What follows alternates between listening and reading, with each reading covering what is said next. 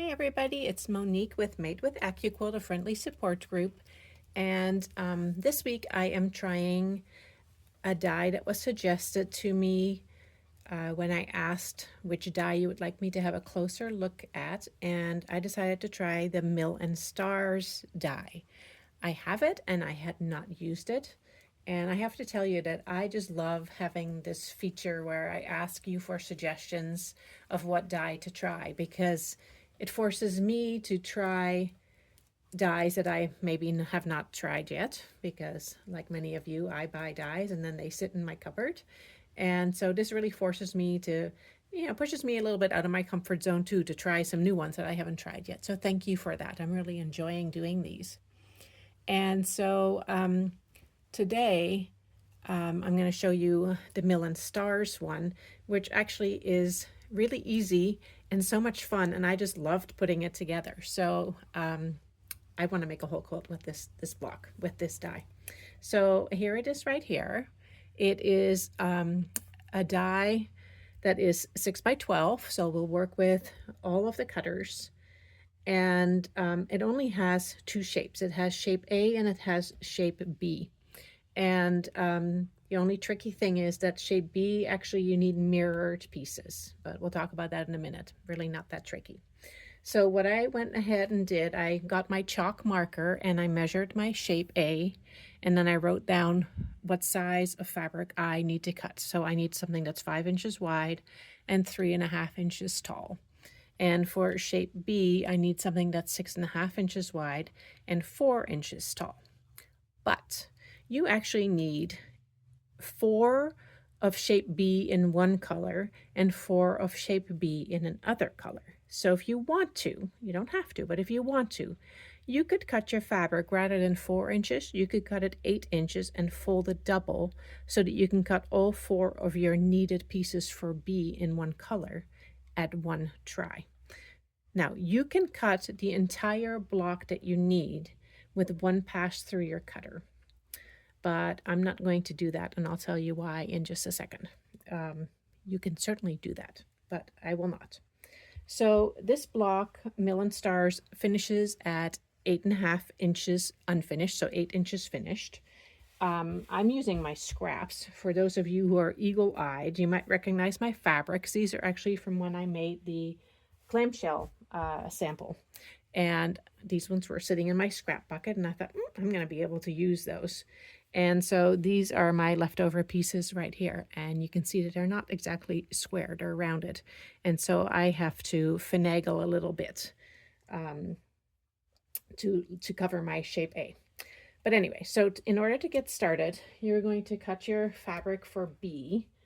I'm going to just show you the instructions here. So this is what the instructions look like. And so you'll see that there's B, B, B, and B, so 4 of them in one color, and then 4 of this second color in B. And then they've used 2 different colors for A. Now, when you are comfortable making this block, you can, of course, do whatever you want. But I would suggest that for your first try that you make it the way that Accuquilt tells you to. And then when you're comfortable making the block, then you can go ahead and do whatever you want because it's your quilt, it's your block, and there are no quilt police. But for your first try, it might be best to just use the instructions here. So you're going to need to cut 4 B's of the same color, 4 A's of the same color, 4 B's of one color, 4 B's of another color, 2 A's of one color, and 2 A's of another color. All right. And so what I did, I went ahead and cut my B fabric to be twice as long so I can cut all the B's that I need right away. So I'm going to lay it on here. And remember, you lay your fabric in line with your cutting blades, not in line with the actual die edge. All right, so my cutting blade is right here. I'm going to lay my fabric right next to it a little bit further so it cuts cleanly. And I'm going to fold it double so that I cut all the B's of my white. All right, I'm going to do the same with my other B fabric. It's a little wider. I'm using a scrap. I didn't feel like cutting it down. So I'm just going to fold it double, and then I'm going to lay it right over top of A. I know A is in the right position, so if I lay it over top of A, everything should be good. All right, and now I'm going to use my scraps and these ones are circles, but I can still tell where the selvage edge is because I can go like this and I can tell which side is tight. This one's stretchy, you can kind of tell too.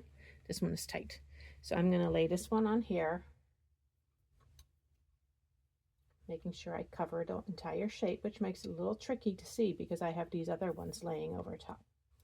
And then this one, that's my selvage edge too. I'm just going to make sure that everything is covered well. It is. Now, I could cut these ones as well, and then everything would be cut right away. But my selvage edge on my scraps on this one is actually here, and it's a little tight fitting this one on here. I actually might have to just cheat a little bit and angle a little bit. I don't recommend that, but if you're using just straight pieces of fabric, you're going to be able to lay everything on here at once and you're fine. But I'm going to do it in 2 passes so that I can really pay attention to how I'm laying this one on and making sure I cover my kite shape. All right, so I'm going to go and cut all my pieces, and then I'll meet you back over here and show you how we put this block together. All right, I am back and I have all my pieces cut. And so you basically want to lay them out with matching colors opposing each other. So let me get my pieces all sorted out here. So the kites are going to go in the center and they're going to face each other, matching ones face each other. But of course, if you want to do something different, then you should do something different. I'm not going to tell you how you should put together your block. Okay, so now here's the only tricky part about this block, in my opinion. So your pieces, I'm going to see if you can see that on the camera. Your pieces are going to have a cut off, and then a rounded edge. So these ones are straight, and then this one is rounded. The rounded edges are going to go towards your kites, towards the center of your block for all of your B shapes. So just keep that in mind. Straight edge, go on the outside. The rounded edge goes towards the middle. And so this is really, I mean, this is the tricky part about laying these pieces on, is because, you know, especially with white fabric, you can't tell which one is the right side and which is the wrong side. So basically start laying them out. And just remember that your rounded edge is going to go towards the middle, and you're going to have matching colors around your kites. So I'm going to make these two white. That means that over here I need to have white. So let's see, I think it's going to go this way, and my rounded edge goes towards the center, and it goes like that. Looking good so far. And now my B's, rounded edge is right here, so this one must go over here. Rounded edge is right there, so it's going to go there. Rounded edge is right here, so this one must go right here. And rounded edge is there, so it must go right there. So then I like to look and make sure, does it look like it's going to be square when I sew it together? And it does look like it's going to be square. So just remember, rounded edges are going to go towards the center of your block, all right? So if you remember that, everything is going to be fine. If you accidentally put something the wrong way, I think you'll realize that this does not look like a square. So you'll figure it out. You'll figure that out before you sew them together. All right, so that's all you have to do. So you cut your shapes, lay your rounded edges on shape B towards the center, and now you're ready to sew.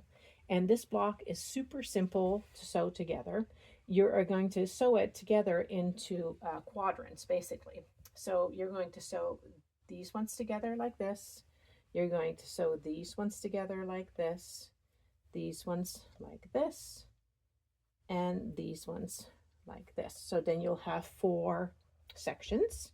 And then you'll sew your 2 sections together, and then you'll sew your whole block together. So that looks pretty simple, right?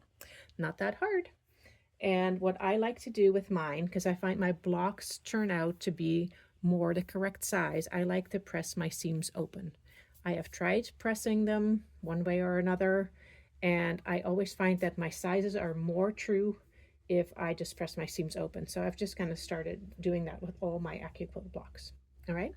So in order to sew your block together, you're just going to follow the instructions, and they're very simple. They say to sew B to A. Well, here is shape B, here is shape A.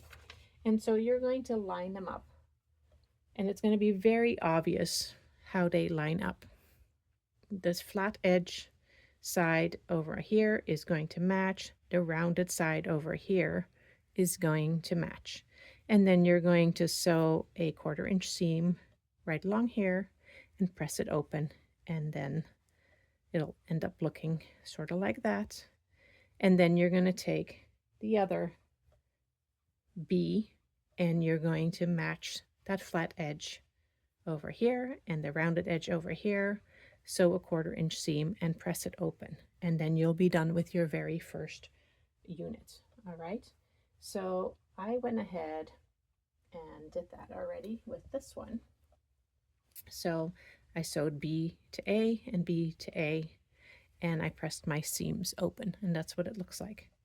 All right, so you basically have to do that for all 4 of your units. And then when all 4 of your units have been sewn, then you're going to sew your pieces in halves and then into a hole. And so I will go ahead and do that, and then I'll meet you right back here. Okay, I'm back, and I have sewn my 4 sections together, and now I'm going to just lay them out so that I make sure that I sewed them together correctly when I'm sewing my halves together. Okay, so I have my 4 quadrants here, and I'm just going to lay them down so that I know this is how they're going to go together. And it's going to be very simple. You're going to sew the 2 halves together like this, and so you're going to sew along here and you're going to sew along here, and you actually will have a seam to match right here. And so it's pressed open, so it's not going to be as easy as nesting your seams, but you have a corner, a seam, and then another corner that you can match. And this one I definitely would pin. I actually stuck 4 pins in there just to make sure that it all stays in place. And then you're going to do the same with the other half. And when you have your 2 halves sewn together, you will be ready to sew your block together. All right, I'm going to do that next. All right, I am back, and I've actually sewn 2 of my blocks partially together now. And so I've sewn 2 halves like this on both my blocks, and now all you have to do is just fold them together, and this time you have 1, 2, 3 seams to line up, and you have your edges. And so I would use a pin here, a pin here, a pin here, a pin here, a pin here, possibly 2 pins in here, just to keep everything in place. And then after you sew that 1/4 inch seam, you're going to press it open, and then your block will be done. So I'm going to do that for both of these blocks, and then I'll show you the finished product. Okay, I am back, and I have finished sewing together 3 of my Mill and Stars blocks. And like I said, they finish at 8 inches, so 8.5 unfinished. And here is one of them, and another one, and another one. They were super simple to put together. My seams are pressed open. Some of them are being a little stubborn. They might need a little bit of starch. And I think I'm going to keep going because this has been so much fun, and it'll be a great way to use up my scraps from my clamshell blocks.